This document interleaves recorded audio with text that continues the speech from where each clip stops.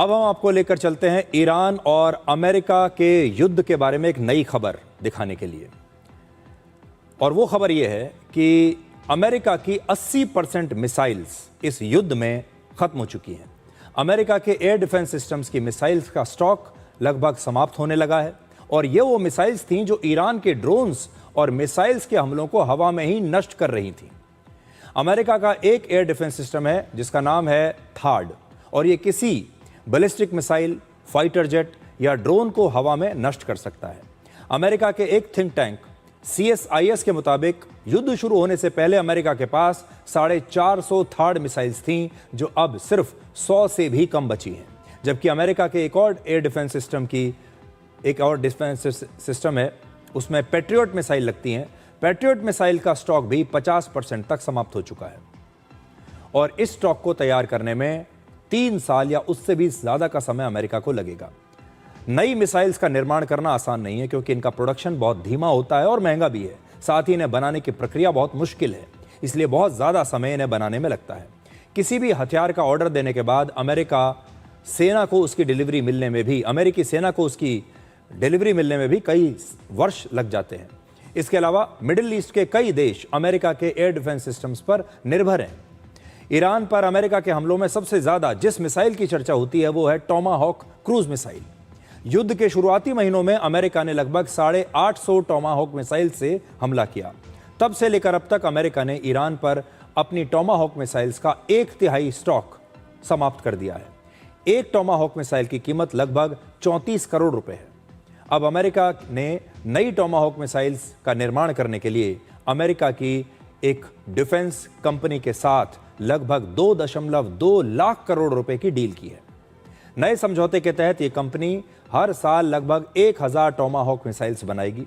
यह अमेरिकी नौसेना के सबसे बड़े हथियारों में से एक है और इसकी कमी अमेरिका की युद्ध नीति को काफी प्रभावित कर सकती है।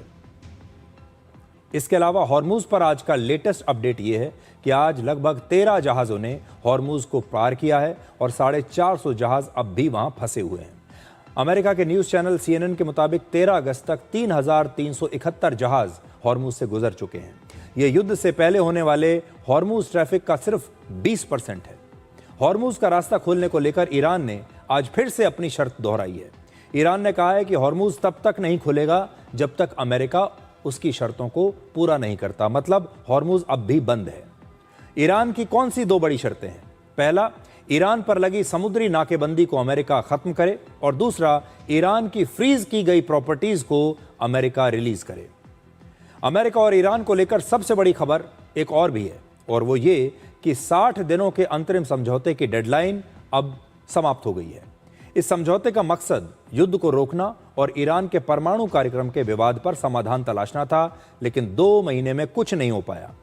यह वही अंतरिम समझौता था जिस पर 17 जून को फ्रांस के वर्साय पैलेस में अमेरिका के राष्ट्रपति डोनाल्ड ट्रंप ने हस्ताक्षर किए थे और तेहरान में ईरानी राष्ट्रपति मसूद पेजेश्कियान ने यहां पर दस्तखत किए थे। तो दोनों देशों के राष्ट्रपतियों के दस्तखत थे इस पर। इसी समझौते के आधार पर अमेरिका और ईरान में एक शांति समझौता होना था जो हो नहीं पाया। ईरान के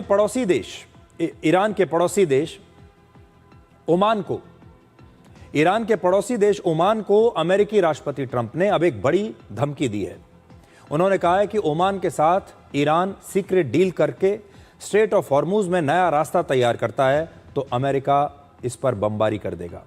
ट्रंप किसी भी कीमत पर ईरान और ओमान के बीच समझौते को रोकना चाहते हैं और व्हाइट हाउस की प्रेस कॉन्फ्रेंस में उन्होंने ओमान और ईरान के समझौते पर नाराजगी जताई और कहा कि वो इसके खिलाफ सख्त कार्रवाई करेंगे। This morning you said you would bomb the S out of Oman if they got in the way of reopening the Strait of Hormuz. Would you say you're out of patience with Oman, a strategic partner? No, I don't think they behave very well, but we'd handle them very easily, just like we do other things.